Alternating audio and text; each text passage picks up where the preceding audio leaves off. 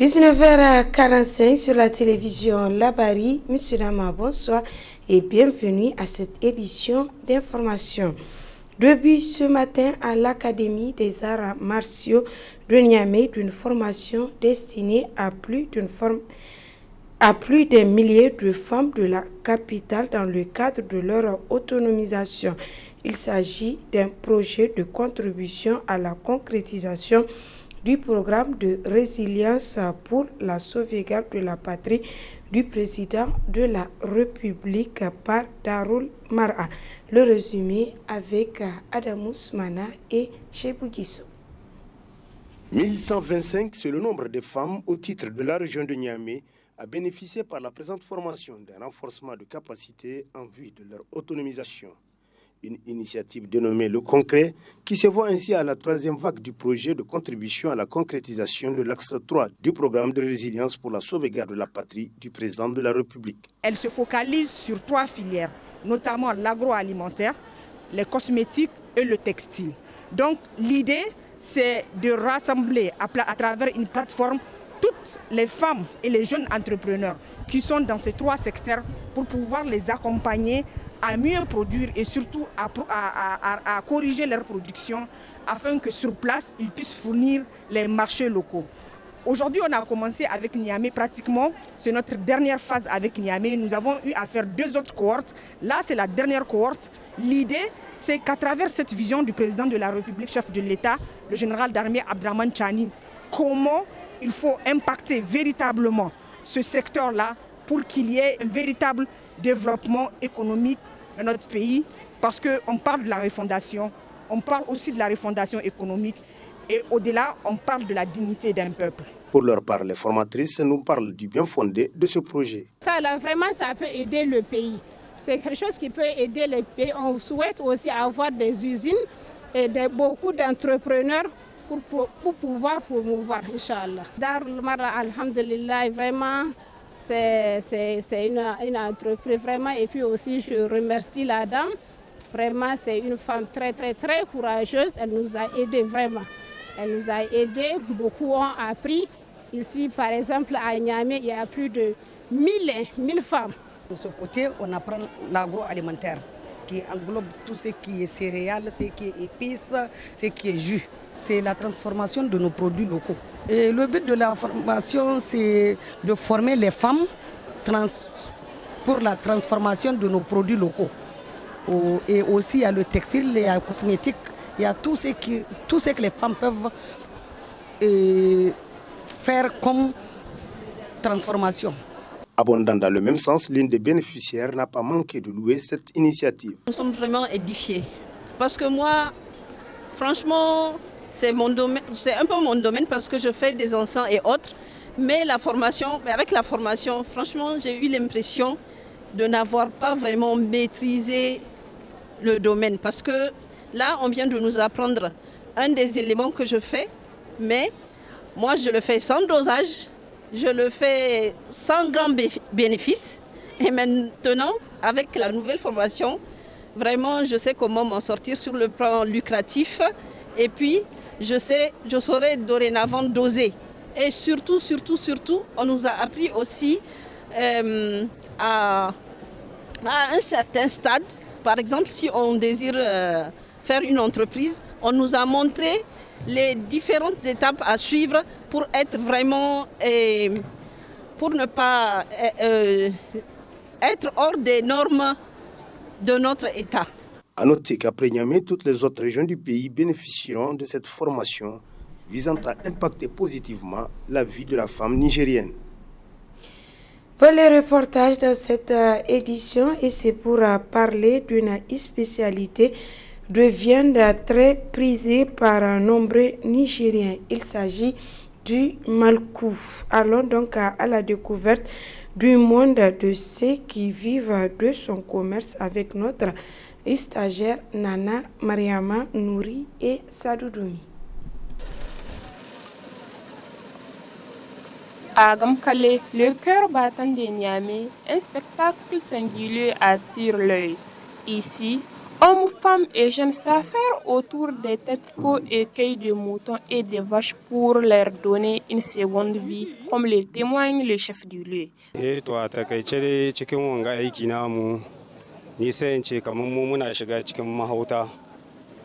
Nous prenons en gros pour revendre en détail. Il est utilisé tout un tas de stratagèmes pour le traitement. Le client qui achète supporte les frais de traitement. Personnellement, ça fait 38 ans que j'exerce ce travail et je m'en sors plutôt bien. J'en appelle aux jeunes à se réveiller. Nous appelons également les autorités à nous prêter assistance.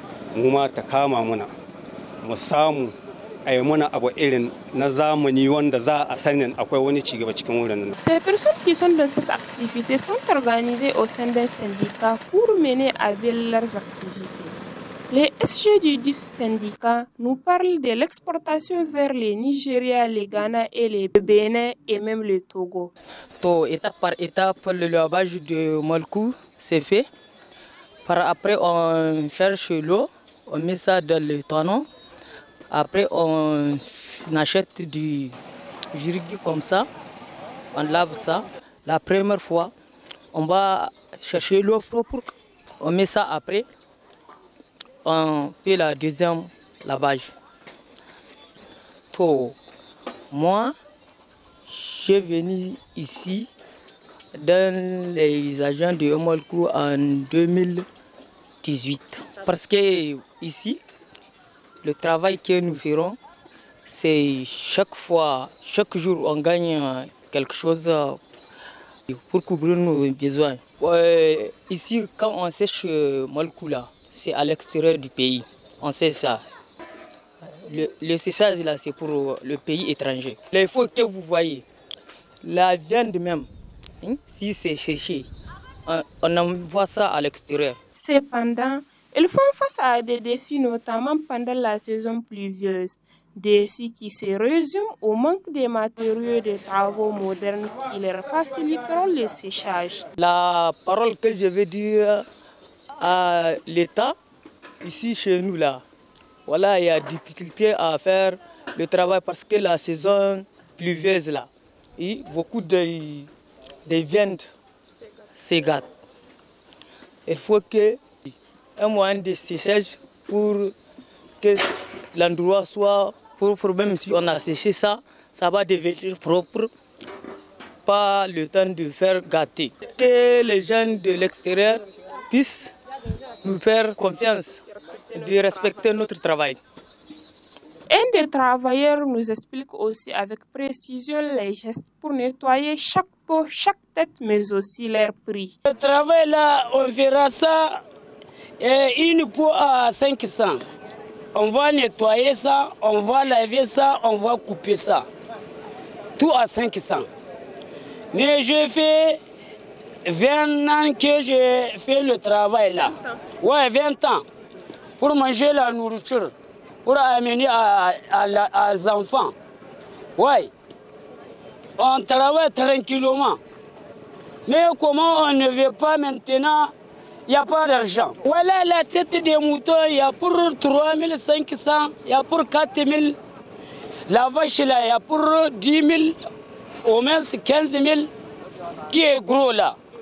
On vend ça à 15 000, ou bien 16 000, ou bien 14 000, etc. etc. Les chèvres, il y a pour 2 000 francs, il y a pour 2 500, etc. etc. À Gamkale, les lavages des têtes, peaux et cueils d'animaux ne sont pas qu'un métier. C'est un art, une tradition et un moteur économique qui dépasse les frontières. Une de nos équipes s'est intéressée aujourd'hui à la commercialisation du pétrole incombustible, autrefois très utile dans les foyers nigériens. Dans ce reportage, vous allez découvrir ce produit qui se fait rare et qui est un moyen de gagne-pain de certains Nigériens. C'est un reportage de Boubacar Ibrahim et Sadoudoumi. Communément appelé pétrole, cette huile minérale a autrefois marqué les habitudes des familles nigériennes. Servant à l'éclairage et allumée de feu, Le combustible issu des composants de l'or noir est aujourd'hui devenu aussi rare et inaccessible qu'un des biens les plus chers au monde vendus aux enchères. Amadou Nourou, que nous avons rencontré au hasard, est l'un de ces rares vendeurs qui exerce encore la commercialisation du pétrole. Le pétrole a 240. Nous goya kala ko to 500 litre to 500. Ato 500 irgo gada yadini kalso ko karbanda asiba station. Kalso habuno ir ko ga ceci so habu ga der zamba takin zongi du zambargu. Bido 25 ans. So bine duro bombo no go sendi jirba.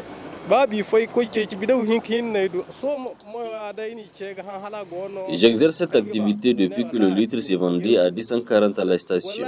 De nos jours, c'est seulement au marché que nous le trouvons, là où il s'est fait également de plus en plus rare. Actuellement, mon stock est presque épuisé. Beaucoup de gens l'utilisent encore pour le besoin de leur activité.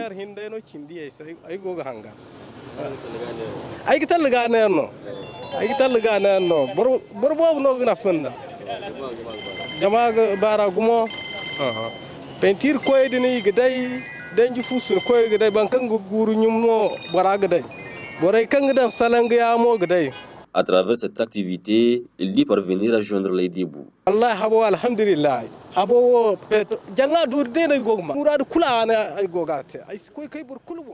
Je remercie les bons dieux, j'arrive à subvenir aux besoins de ma famille grâce à cette activité. Ay gogma ma kani ay ko bur kulware. Alhamdulillah. La seule difficulté relevée, c'est la non-disponibilité du produit dans les stations-service.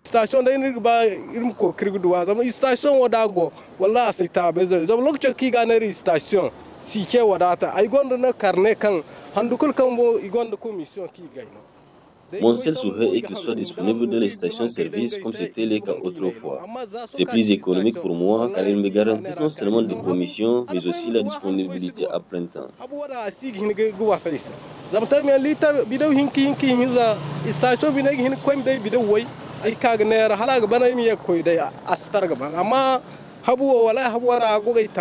Disparu des habitudes des foyers nigériens depuis bien des années, le pétrole, ou communément appelé glanzir, qu'on trouvait autrefois facilement chez le boutiquier du quartier, a certes laissé une empreinte dans le quotidien de certains Nigériens. Un mot du sport dans cette édition débuté le vendredi dernier. Le tournoi de grandes vacances TGV national s'est achevé hier lundi 29 septembre 2025 au centre technique national de la FENIFOOT avec la finale entre l'équipe de Niamey et l'équipe d'Agadez remportée par Niamey sur un score de 2-1.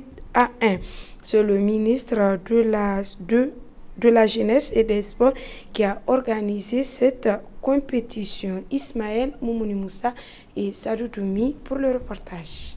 Niamey en bleu et Agadez en orange, c'est l'affiche de la finale du tournoi de grandes vacances TGV national. Cette activité sportive qui a réuni les jeunes de toutes les régions du Niger a répit de plus belle grâce à la détermination des autorités en charge du secteur et cela après 14 ans d'interruption. En organisant ce TGV national, cela offre aux jeunes un cadre de brassage, mais également la chance d'intégrer des clubs, voire même l'équipe nationale.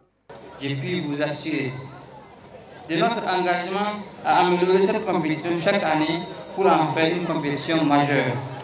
Cette compétition est une occasion de célébrer les talents de nos jeunes, mais aussi de renforcer leur attachement aux idéaux de la cohésion sociale chère à son Excellence le général d'armée Abdraman Chani, président de la République, chef d'État, et son Excellence Ali Mohamed Lamidine, Premier ministre et ministre de l'économie et des finances. Chers sportifs, vous avez durant ces 6 jours de compétition fait montre de dévouement, du respect de l'esprit d'équipe et de détermination.